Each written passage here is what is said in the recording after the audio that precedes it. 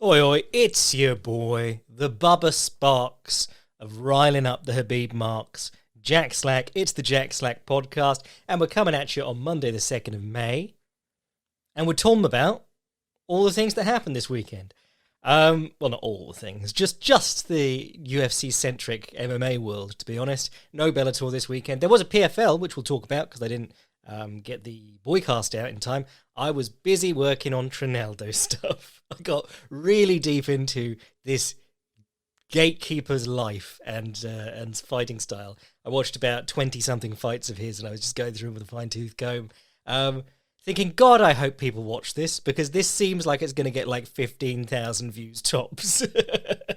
But that's coming tomorrow, hopefully, the Filthy Casual's Guide to Francisco Trinaldo, or I was thinking of calling it Gatekeeper Francisco Trinaldo. It depends how I feel. Probably I've got an established brand, so it's probably best to go with that, but I was hoping to start a new series. But what did we have over the weekend? We had some fights, and that was another reason why I didn't get the boycast out. This card had one fight on it, mate. State of your card. State of your $300 million a year deal with ESPN, where you put on these cards with no one on them. Except for Rob Font versus Chito Vera, which obviously we were all very excited about. And I think it played out, it didn't play out how I expected. No, I was going to say I think it played out how I expected in terms of it being a banger. There was a lot of stuff that surprised me.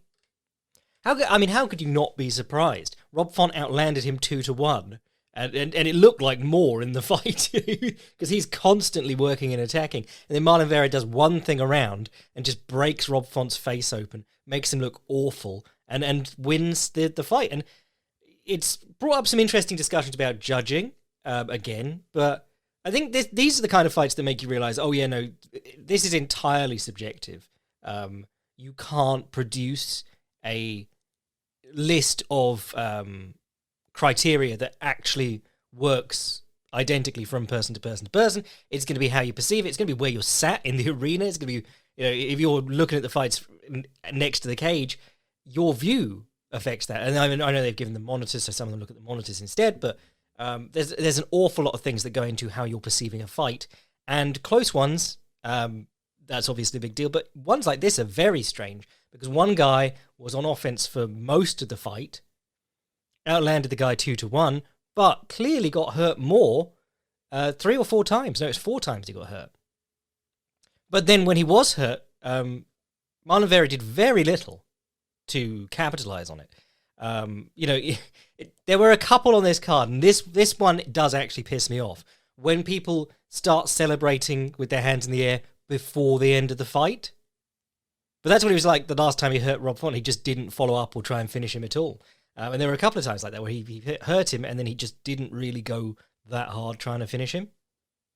But let's talk about this stylistic matchup, because I've seen some woeful takes. I shared one the other day that was someone just going, well, if Rob Font had any power, Chito Vera would be dead right now.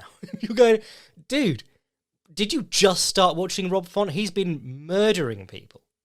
Always a volume striker, but hurting people with right hands and so on. And if you've also seen Chito Vera's career, he went through it with John Lineker and Jose Aldo and, got outclassed by Aldo, but at no point did he look like his chin was shaken at all.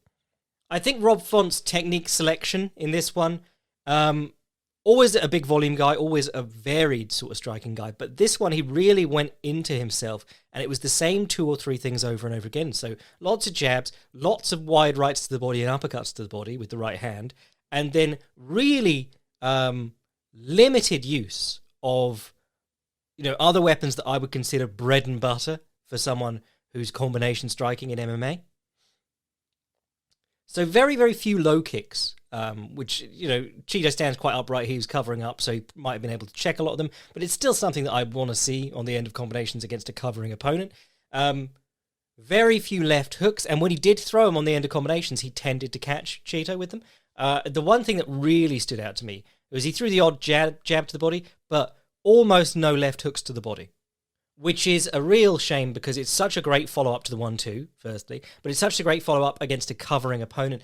And, I don't want to pretend that I've got anatomical knowledge, because I do not. We talk about aiming a lot and how important placement of strikes is, and there's this this duality to it, because there are whole martial arts styles who are convinced that if you just poke the right points, people will fall down, and that's the end of the fight, like Kyusho, or the dim mark as they used to call it. I mean, if you really want to get into it, you can snap up a copy of the Babishi or any other old Chinese martial arts text, and there's this obsession with chi meridians and shit like that. Obviously, not true. You can't. It's this desire to make the weaker defeat the stronger, and that's a martial arts desire generally. But there is definitely value to actually aiming. I mean, I shouldn't have to tell anyone that, but it's this distinction I made between like pressure points and vital points, or pressure points and vulnerable points. And the reason that everyone obsesses about the left kick to the body, not only is it more accessible against an orthodox fighter, but the left kick to the body seems to catch the liver a lot more effectively than most attacks to the right side of someone's body, so the left round kick would be a great example, or the left hook in boxing, seem to hit the liver far more than attacks down the right side of the body. The liver is a gigantic gland, which is also a great insult. If someone ever says anything to you, instead of calling them a bell end, just call them a gigantic gland. But it hangs down the right side of your body. I think it exceeds your rib cage, doesn't it? But basically, if you get hit in it, you know you've been hitting it. It's worse than getting hit on the other side of your body. So Rob Font was hammering these right hands to the body, but I love the wide right to the body. I don't want to make anyone believe that I don't think it's an awesome weapon, but it definitely doesn't seem as effective as hitting the liver. And of course, the solar plexus is the other one. Floating ribs is always a good point to try and hurt people, but you definitely don't get the same reaction as you do with the solar plexus and the liver, which are big weaknesses in the human body, I would say. If you want to watch someone just hammer the solar plexus, Junior Dos Santos' career, jabs and right straights to the body. He's got these heavyweights bending over trying to defend themselves and then hammering them with overhands across the top. He'll just look down, change level, and then swing the overhand instead and knock them down. The wide right is a great weapon. It does take its toll on people over fights, but it doesn't have that same impact. And I think that's kind of the downside in what a lot of what I saw from Rob Font. He threw that right hand to the body about 100, 200 times in this fight, and almost every time he's catching like the side of Chito's body. A lot of the time he's catching the arm or the elbow. He's very rarely getting the right uppercut to the solar plexus, which is a killer. If you watch Floyd Mayweather versus Maidana 2, he really slows him down with that.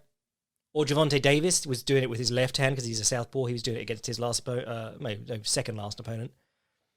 But then the other thing about the wide right that I really like is if you've got a side-on opponent or a more side-on opponent, you can loop it round and catch the kidney, and that really does hurt. I mean, there's a reason that punch is illegal in boxing, is because it fucking sucks. If you watch Ray Robinson versus Hecht, I think it is, in Germany, where the rules allowed the kidney punch, or maybe it was in the US. In one of their home countries, the kidney punch was illegal, and it wasn't illegal in this fight, and so Sugar Ray Robinson just goes to it 100 times. Did I say Sugar Ray Robinson? I meant Sugar Ray Robinson. So yeah, there was a lot of this jab to the right hand to the body, and the right hand to the body was not really doing much. And the other general thing about Rob Font's power is that through the fight, you really saw him diminish in both speed and snap on his punches. And by the later rounds, it looked like he was staying on offense to keep Chito from going on offense. It seemed like that was what he was trying to do. Whereas in the first and second round, it looked like he was actually trying to dig in shots and hurt Chito. I think the third, fourth, fifth round really were just him working so that Vera wasn't. So if you watch him in those third, fourth, and fifth rounds, he's jabbing, but he's like Chito's right on the end of Chito's right on the end of his reach. He's throwing right hands and he's catching Chito like leaning away right on the end of on the end of his reach, and he's not really like landing. Now, of course, a huge credit needs to go to Chito Vera here. He did a fantastic job with his guard. His elbows were really active, catching blows. Kept his chin tucked. Took a lot of jabs on the top of the head. Got amazing skin for this, though. There are people... It is... we were talking about Jessica Andrade using her strength the other day and people being mad about it. But a lot of the best fighters you've ever seen have the common traits that they have very hardy skin. People like Anderson Silva, Muhammad Ali, people like that, who just Dan Henderson's a great example. Just don't cut. They get smashed in the head 100 times, and they don't bruise very much. They don't cut very much. Whereas people like Fedor Emelianenko, an errant blow, and he would just start bleeding everywhere. Henry Cooper was a great one. Famous bleeders. Who was the Bayonne bleeder? That was Chuck Wepner, wasn't it? A lot of the time, pasty white dudes, if I'm honest. That was a Ferdy Pacheco observation. He believed that black fighters, fighters with more melanin in their skin, that was one of the agents that went towards cutting less. But I've seen tons of fighters tons of black fighters who suffer horrible cuts quite early in fights, and routinely. There is just something about your skin from person to person. Some people swell, some people don't. But Chito did look remarkable after this, like he hadn't even been in a fight. But this brings me on to another point that I was going to say. Like, when I was saying Rob Font not going to the techniques that I'd consider bread and butter for dealing with someone who is largely covering up, because that's the Rob Font style. It's using the jab, and he hurts people with the jab, and he hurts people with the right hand, but he's supposed to be building off it and making the opponent go into a shell. So the left hook to the liver is an obvious, great follow-up to a high guard. Low kicks on opponents who are covering up, obviously great, because a lot of the time they can't see it coming, or they're just sort of locked in place on their feet, or they go up into a check and then they're on one leg so you can keep hitting them in the body or whatever. The one that really did seem like an obvious oversight in this one, and it became even more obvious because he did one in round 4 and it upset Chito, elbows. When you have an opponent with a high guard, especially an effective high guard, you are running the risk of hurting your hands, and you're not going to hurt them through their guard, probably, unless you're throwing, like, Francisco Trinaldo loaded up swings, but they take a lot of effort. You're not going to smash through someone's guard. Folding elbows are vital against opponents who use a high guard well. Trying to think of some good examples. Matt Brown versus everyone, but Vicente Luque versus Brian Barberena. Conor McGregor against Nate Diaz 2. In round 5, I think it is, or round 4, he finally works out that the high elbows guard, or the bull guard, head down, elbows high, is what's giving him trouble. He stops punching him in the head. He starts landing body shots. He starts throwing teeps to the body, and he starts folding over elbows across the top of the guard. And it's some fighters, like, it takes some pushing for them to get to swallow their pride and stop boxing. Put your hands on their hands as they've got their hands in the guard, and then you fold the elbow over, because you're much less likely to hurt yourself, and you've got a great chance of cutting them. Even if they're, like, very hard to cut with punches, a lot of people are very easily cut by elbows. So there's an elbow in, like, round 4 that Font finally does put his hands out, checks the hands, turns over the elbow, and Chito firstly checks his head because he thinks he's bleeding, and then he does like a, oh, how dare you elbow me thing. And the commentators were, oh, he was offended that he'd even try and elbow him. But the tell was that he checked. He thought he was bleeding. So they were the shortcomings in Rob Font's offensive work for me. The great stuff about Vera's offensive work and counter-offensive work, his left hook to the body was absolutely money. There were several times in this fight where the commentators didn't even call the left hook to the body, almost crumpling Rob Font. I think it was round 4, maybe. Maybe I'm just saying everything's round 4, but he's covering and letting Rob Font open up on him. And then as Rob Font throws the right hand, or just after he's thrown the right hand against Vera's guard, Vera digs in a left hook to the body. And Rob Font, like, bends over with his head forward, backs up 3 steps, and then he, like, remembers, oh no, I've got to stay on offense to keep this guy off me. And then he goes back on offense with punches that don't look like they hurt, But there were several moments like that where Vera hit him with the left hook to the body as he was opening up and really hurt him. I know there was a notable one where he really took control of the fight in one of the rounds from the left hook to the body, but it happened quite a lot through the fight.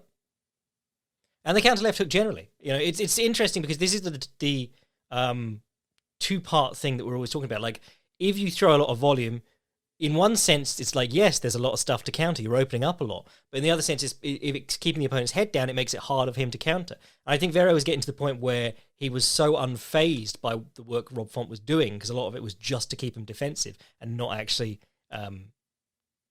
punching any holes in his guard, that he was able to just pick his shots basically freely for the last 3 rounds. So the left hook to the head worked for him well too, because every time the right hand came, he had the chance to swing back with the left hook to the head. Didn't see an awful lot of clinch work in this one, actually, because that's always been one of my favourite things about Marlon Vera. He really does land his knees from the clinch well, land his elbows from the clinch well. The hook kick in this one was extremely cool. It happened twice. He did sort of like throw a couple of side kicks earlier on. I don't know if that's a setup because his work was so few and far between, like the things he did. But then he threw a hook kick up to the head and stunned him in round 2 or whatever it was. And then he stunned him later again with it. Hook kick is the value is that it's a very deceptive kick. And the side kick is one where people will reach for it. Because it's a straight kick, it can be knocked offline, and there are so many ways you can punish it if you do that. People really do reach down for side kicks, so the hook kick works very well off that. Always works best into the open side. So Vera often switched to southpaw to land it off his lead leg or throw it from his rear leg as an orthodox. And the hook kick's really interesting because there are 2 ways you can do it mechanically. You can hook kick basically like hamstring curling at the opponent while turning your hips away, which is what I think the first one of these was that. And then you can also hook kick with your hips going in the same direction as the kick. So there's a great one. I think it was Larry Kelly knocked out Billy Blanks of Tybo with an amazing like leap across the floor, hips turning in the same direction as the hook kick, and that had monstrous power on it. But a lot of them, like the Sean Jordan one against Derek Lewis, the hips are going the opposite way to the kick. So it's really that it's a heavy limb with a hard point striking, and it's catching a guy in the head when he's not expecting it to. Not a huge power technique. But I have to say this one completely surprised me. I thought we'd be getting so much volume from Rob Font that Vera would just lose because he doesn't do enough. And really, it sort of was that, except it wasn't, because everything that Vera did really mattered. You know, I think of the Song Yudong fight, which I think Vera won, but was unfairly given the loss for. But that was one where I felt like he could have done more. There's been a few like that where Vera, he's such a violent, he's got that gift for violence, as we talk about with Matt Brown and people like that.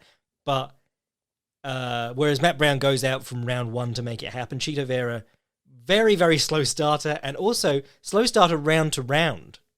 All his big moments in this fight came in like the last minute of each round. It's like 4 minutes of getting my ass kicked, or getting put on the back foot and out volumed, and then just murdering the guy with one strike.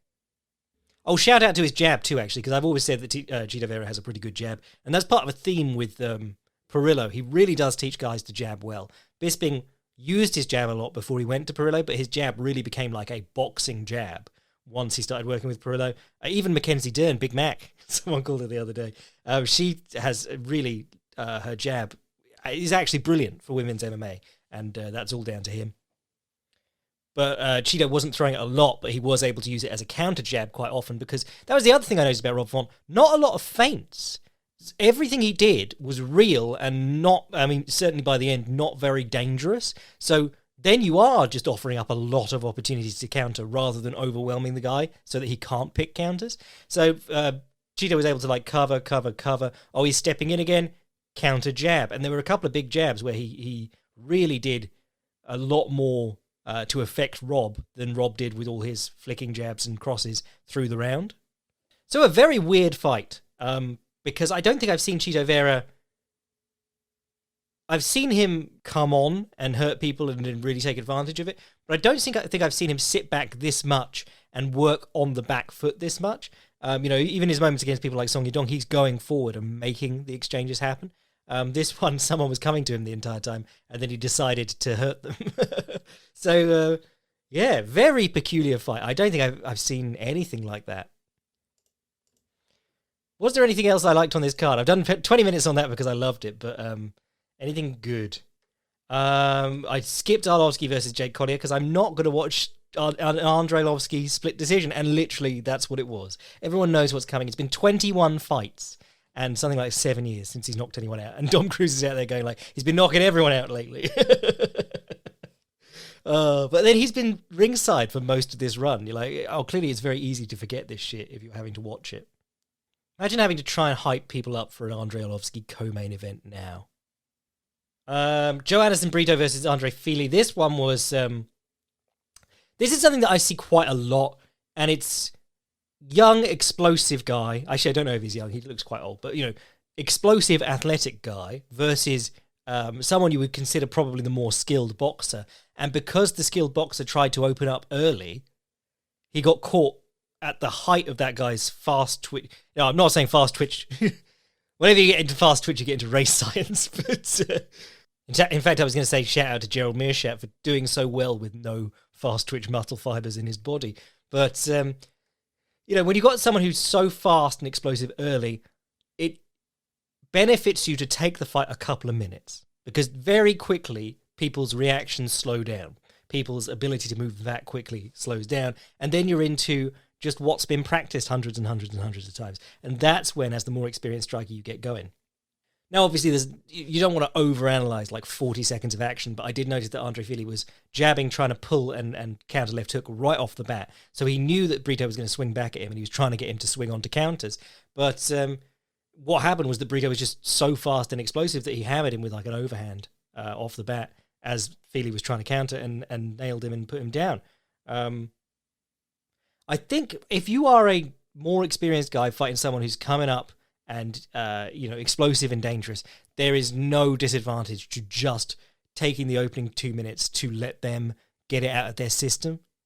You see so many savvy vets get starched early. I'm thinking of especially Sokoju. Do you remember Sokoju? He had a great little run of Little Nog and Ricardo Arona back-to-back when those two guys were like top 10 in the world, like heavyweights. And he did it by jumping on him early. He was huge and powerful and pretty fast, and they didn't know what to expect either because he had like 4 fights when he met Little Nog.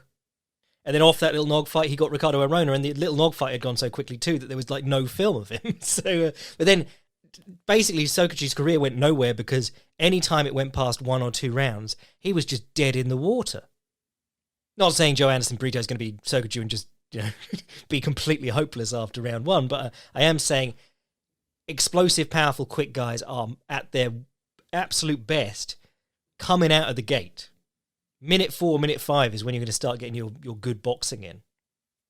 And it's always going to be my callback to, but like Ronda Rousey, not enormously explosive or powerful, but did just run people down. Holly Holm just took 2-3 minutes to let her do that, let her try that and move offline. No point trying to counterpunch her. Just let her get it out of her system. Let her sit back and try and box.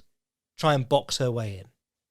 What else was good? Darren Elkins versus Tristan Connolly was a lot of fun. Tristan Connolly really showed the use of calf kicks again, because some of those calf kicks he was landing in the second round, he was giving Elkins hell.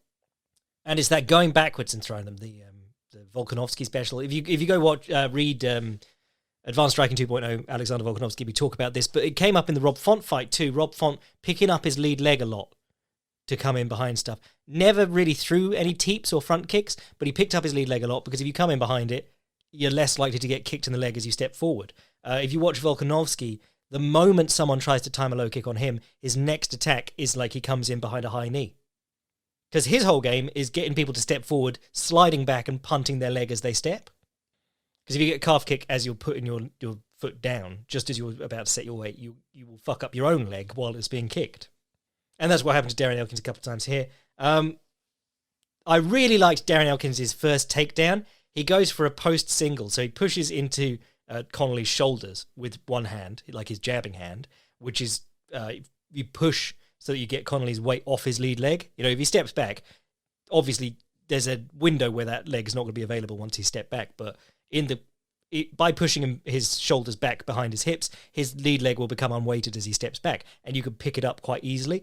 Frankie Edgar made a career out of it, but Elkins goes for it. Connolly snatches his leg back and tries to square up, and Elkins just comes up and hammers him with 2 uppercuts in the chin, and then immediately drops on the double. I just throughout this whole fight, I was thinking Darren Elkins still moves about as slowly as he always did, but a couple of the shots he landed on Connolly here looked like they actually hurt Connolly. So respect to Darren Elkins, because a lot of his career has been sort of like striking but not really hurting people. And he actually looked like he belted Connolly a couple of times in this one.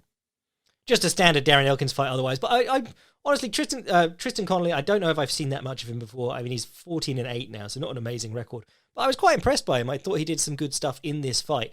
It was just when he got stuck in the wrestling and he ended up in the proper underneath Darren Elkins situation that he was really in trouble.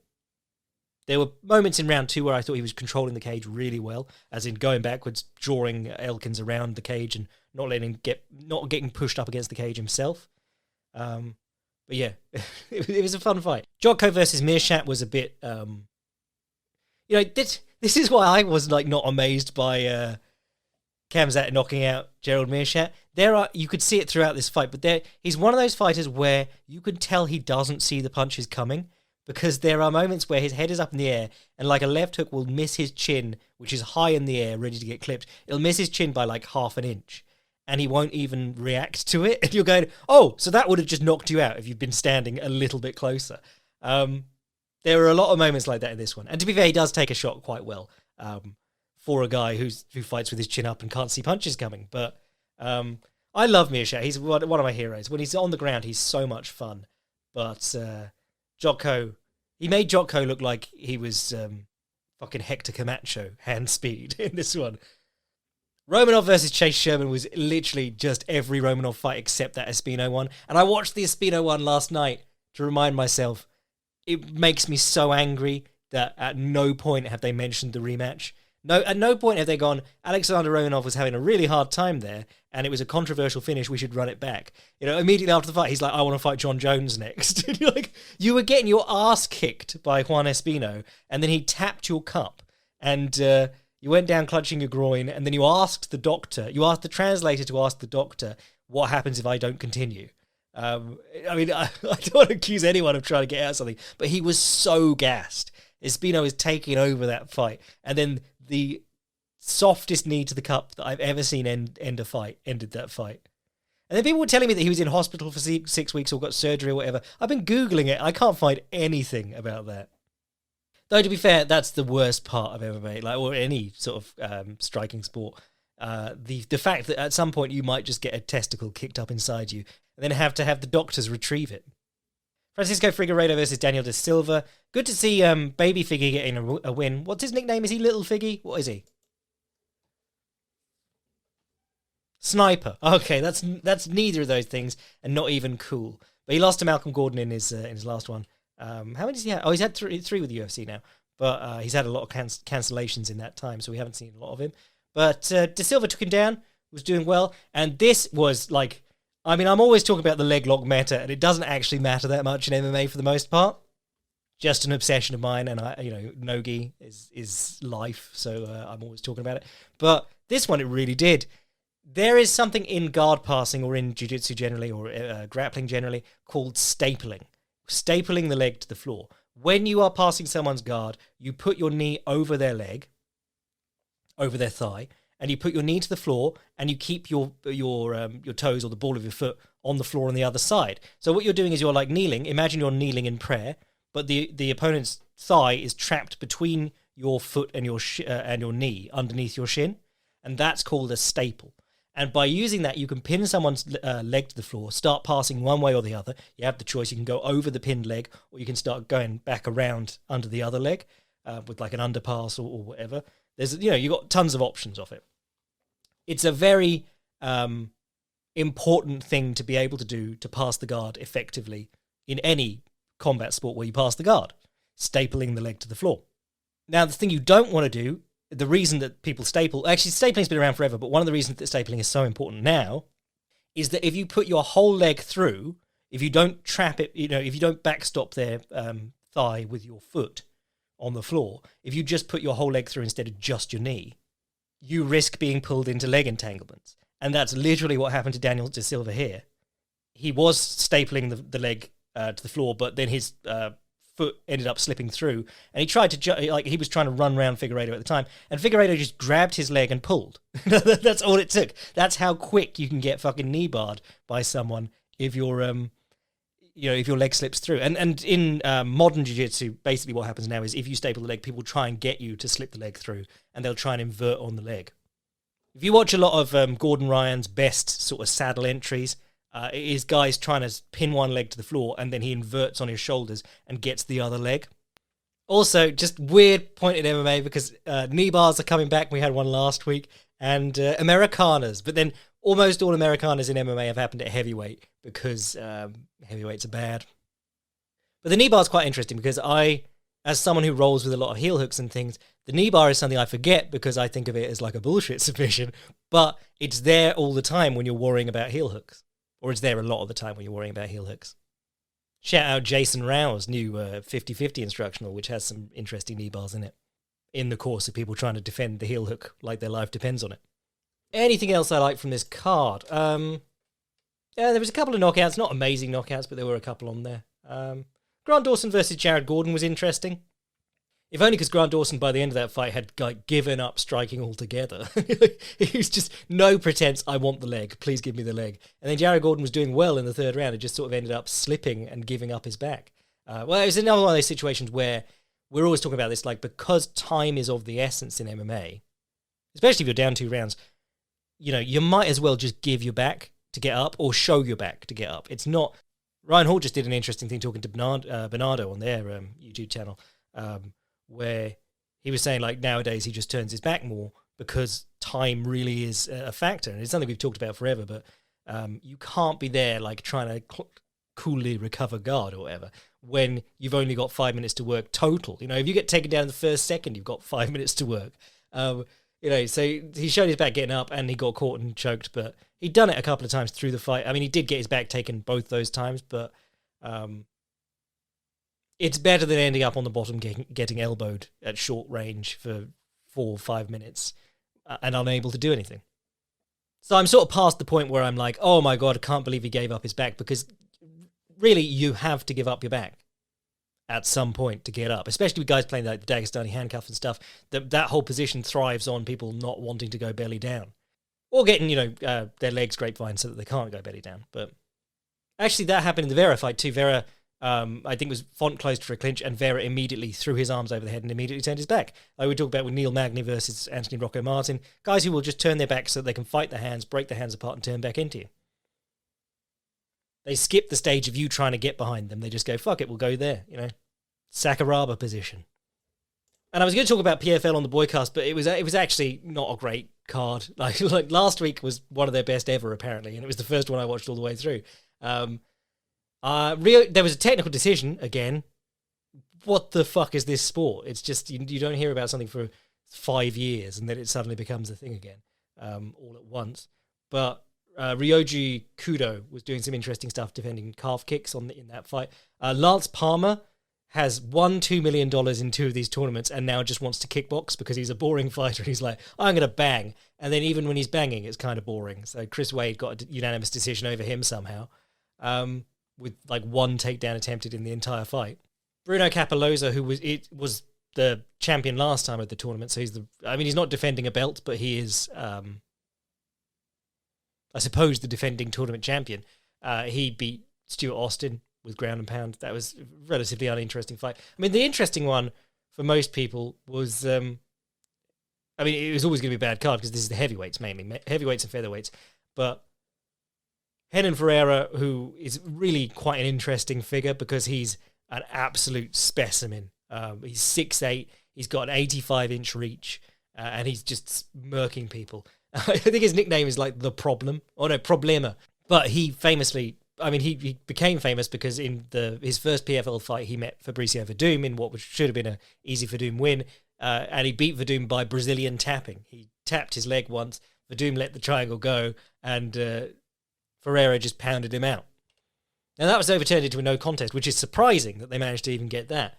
But, he won his other 2 fights that season, but, Bruno Capoloza won all 4 fights that season, and I think he finished every one. So, yeah, it's interesting, this tournament setup. We talked about it last week on the Boycast, but they give more points for early finishes, which is weird because somehow Lance Palmer still won 2 tournaments without finishing anyone. But yeah, if you missed it, don't bother catching up. If you missed the weeks before, first week, that is worth catching up on. That was actually a banger. But I believe next week is women's lightweight because they'd put in all the fights from the weight division in the tournament on one card. So in order to have Kayla Harrison, you have to then sacrifice the rest of the card to just be bollocks. It's crazy, man. Anyway, let's do a question. Hello, Jack. Zuma Patreon boy here. I've been listening to your old boxing history episodes, and it's piqued my interest in a lot of old school boxing techniques. Do you have any books or other media for old school techniques that you recommend?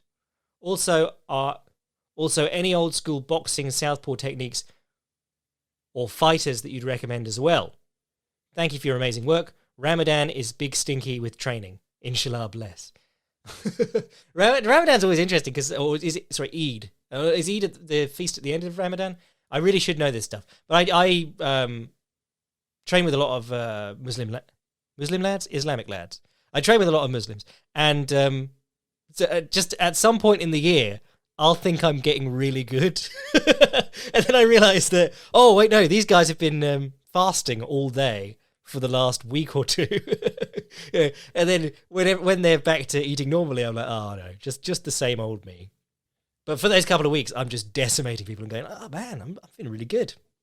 I mean, mad respect if you train while fasting. I mean, actually fasting, not, fasted cardio or whatever in the morning. But old school boxing techniques, I mean, I write about a lot of them, but mainly, what are fun things about old school boxing techniques? I mean, you can get old school boxing books, like some of the ones that basically, like Georges Carpentier's book's great because it predates. He acts like he invented holding up the hand that's not punching. He goes, "This is a fairly new development in the field, but the hand that's not punching, you hold it up as a guard." And then if you go further back, there are books with guys just demonstrating punches with the other hand down by their chest because that's where your hands naturally go when you're swinging hard. But in terms of tricks, I am a big fan of a guy called JC or Champ Thomas, who was a carnival boxer. He was a Navy boxer and then he was a carnival boxer. And he wasn't anything special, and he tended to talk about himself like he was. These books were written in the 70s and he's going, I watched Joe Frazier versus Muhammad Ali last night. And I think he calls him Cassius Clay or whatever. And he's going, and these two bums took 15 rounds to do anything useful. If someone tried the ropey dope on me, I'd be. But he did actually, have some interesting ideas. And it's a interesting snapshot of early shoulder roll stuff, some boxing tricks, and also I'm fascinated by anyone who, we always talk on this podcast about how beating great fighters or good fighters or trained fighters is very different to the stuff you need to beat regular people. So whenever we're talking about self-defense or anything like that, but think of someone like a Mikey Musumeci. Now, I'm not saying Mikey Musumeci would have trouble with a regular person or whatever. I mean, he's fairly small, so maybe like a giant or whatever. But when you're dealing with guys like that who are so far down the rabbit hole that they're demonstrating stuff and then they go, well, when I do this, he's obviously going to do this. And you're going, wait, hold on. Is he supposed to do that? I didn't know that that's the defense for what you're trying to do. Whenever he's talking about like leg pummeling or barambolos or something like that, you're getting down so far into this rabbit hole, you're going, I don't understand here, Mikey, what's going on? And that's how combat sports can be at the highest levels. To give good fighters a hard time in the gym, you can do it with clever work and developing skills that they don't see an awful lot. But if you're fighting multiple people a night in a carnival going town to town, survive 3 rounds with this boxer and you get $50 or whatever for a $5 buy-in. So you're going town to town and the local lad is trying to take your fucking head off. And it's multiple local lads a night. It's different sort of techniques. You need to be able to get them out of there quick. Maybe you need to be able to safely make them look like they're doing decently for a round or something like that. But you need to protect yourself from wild swingers for X number of rounds, X nights a week. And that's really compelling to me. It's like doorman techniques, because half of being a doorman is not engaging people, trying to de-escalate situations or trying to trick them in ways where they won't get into a fight with you. And then half of being a doorman is like trying to crack people before they do something stupid and hurt you. But Champ Thomas wrote a book called How to Be an Ass-Whipping Boxer, which I think you can find online. But he wrote a much less famous book, which I acquired for like £90 or something at some point, called Boxing's Dirty Tricks and Outlaw Killer Punches. If you can find that anywhere for like $10 or something like that, because it'll be somewhere on eBay for that. That is a fun little book because it's all about cheating your ass off in the ring. There was an Irish lad who did an instructional video about like dirty boxing techniques for the street or whatever. and can't remember what his name was.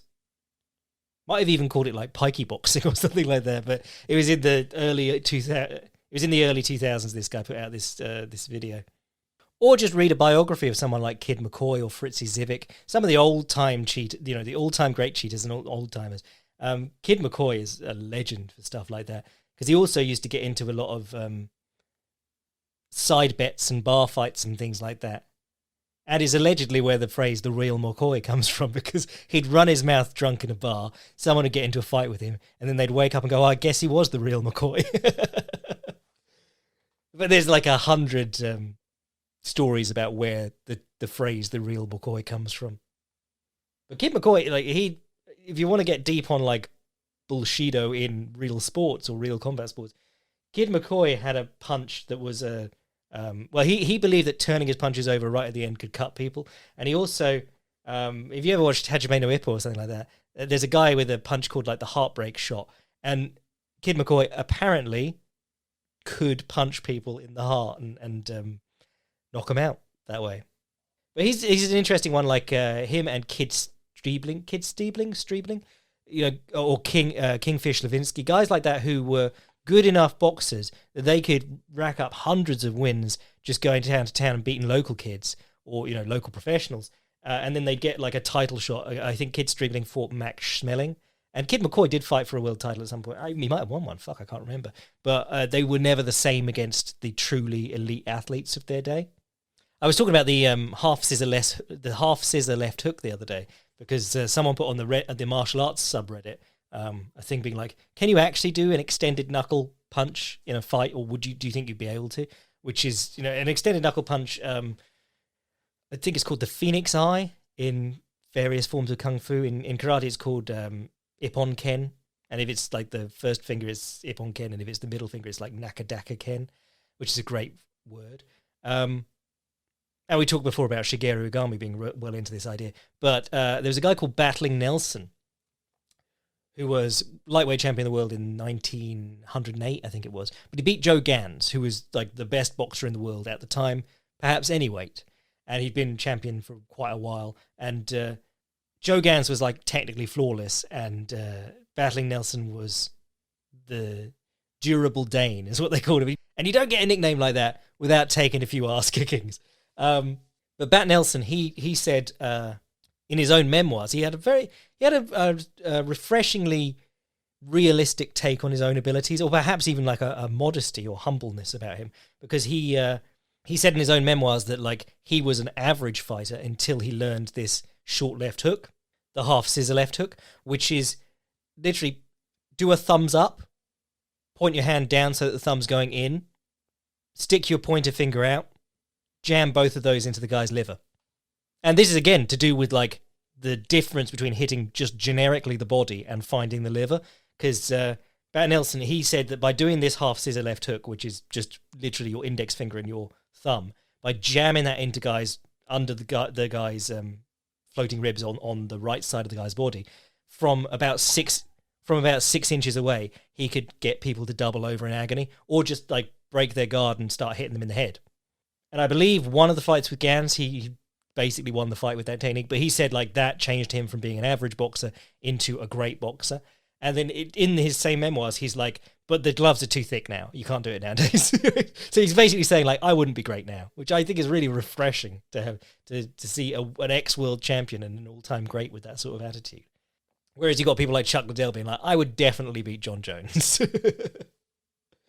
But that technique is allegedly like the half scissor left hook is also linked to something that Joe Choyinski used to do. And Joe Choyinski is another guy who was a very good, I believe, light heavyweight, but I don't think he ever came close to winning a world title. He might have got a world title fight at some point, but Joe Choyinski is very influential because he traveled from town to town boxing a lot of people. And he boxed Jack Johnson, the future heavyweight champion of the world, in a fight where Jack Johnson was okay. And the police broke up the fight and put them both in jail for the night. And Joe Choyinski spent the night chatting to Jack Johnson and being like, you shouldn't be getting hit as much as you do. And like Jack Johnson then committed himself to becoming this defensive genius. But Choyinski knocked out Johnson in that fight, I believe, with left hook on the bulb is what they called it. But apparently that's on the eyeball. like a left hook on the eyeball, which just sounds fucking horrible. But Joe Chinsky also had this technique where he would put his left hand on the guy's chest in a clinch, like open palm on his pec, on the right side of his body. And then he'd sort of like lean on him like they're in the clinch, and then he'd just smash his palm in, like shove the guy's liver in. And he could get guys to go, ooh, and then he'd come out with the right hand across the top and start swinging. You know, it's interesting. We talk about how like vital points are bollocks, but there are things that if you poke, you can get reactions out of good fighters. I always think about Bas Rutten when he was underneath Kevin Randleman. Apparently, what he would do when he was pushing away with his hands and shrimping, he'd push his hands away from closed guard, and then he'd get his knees inside and start, get his knees inside to keep Randleman's weight off him and start hitting him with hammer fists and elbows and stuff. But he said to do it, he put his thumbs down inside Randleman's clavicles or behind his clavicles, which is really unpleasant if you do it. And I was just watching Mikey Musumeci's new instructional on the collar sleeve, and he says that when he puts his foot on the shoulder for like a collar sleeve guard or a spider guard, he hooks his big toe into the clavicle. I think putting the hand down behind the clavicle is now illegal in MMA, but yeah, Rutten was talking about doing that. Famously, if someone bites you, one of the things they teach you in hospitals and things, if someone bites you, is either jam your if they bite your wrist, you jam your wrist in so that they can't close their mouth anymore, or you put your and then from there you put your free hand, you put your finger into, I never remember what it's called, like the sternal notch of the xiphoid process, the hollow at the top of your sternum, where your neck meets your chest, and you just put your finger down in that, just jam it in, and the guy, the person will open their mouth because they're uncomfortable, not because it turns a nerve on or anything that makes them do that. It's like supposedly if a dog is mauling someone, you are supposed to just grab the collar and pull it into their throat so that they have to open their mouth to breathe. But yeah, sorry, old school boxing techniques. One from Outlaw Killer Punches, but you can also see Ray Safo do it against Bob Sapp. If a guy bends over at the waist, you throw a right hook over the top of their head and you miss deliberately and bring your forearm and wrist down on the back of their neck. Fucking horrible. Great old school cheetah punch. One that you can't really get away with in boxing anymore, but you can definitely do in MMA. I think it's legal in MMA, but guys used to throw big overhands with the arm straight, where if you think about it, the fist will never actually connect. Like there's no way you can connect with the front of your fist when your arm is straight. But they'd hit you with the wrist behind the head. And you can do the same thing with the left hook. If you miss a left hook and you pull it in towards you, you can smack your wrist off the back of their head. Sandy Sadler used to like missing uppercuts and hitting people with the elbow, like swing too far through the uppercut. Like your elbow never needs to go that high. Actually, Tyson Fury against Dillian White the other day, he went all the way through on his uppercut. That was very cool to see. But you never need your elbow to come up to like face height on an uppercut. But Sandy Sadler would be missing them and going, whoops, slash. Did it against Willie Pep in the one fight of theirs that's on film.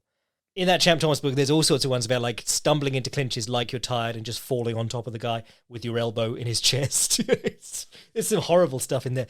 All the stuff about like in the older days, I don't think they do anymore because like mat technology's come along, or mat technology's improved, rubber technology and stuff like that. But old school boxing mats, they used to put resin on the mat so that your feet gripped, your boots gripped better, and that's historically where when the guy comes up from a knockdown, the ref wipes his gloves on his own shirt, which you still see guys do, presumably because there's like sweat on the mat and water on the mat and so on. But that used to be because you get resin on your gloves. So there's all sorts of things in this book, like when you're in your corner, just reach down and get some resin on your gloves from the floor and then just push it into the guy's eyes.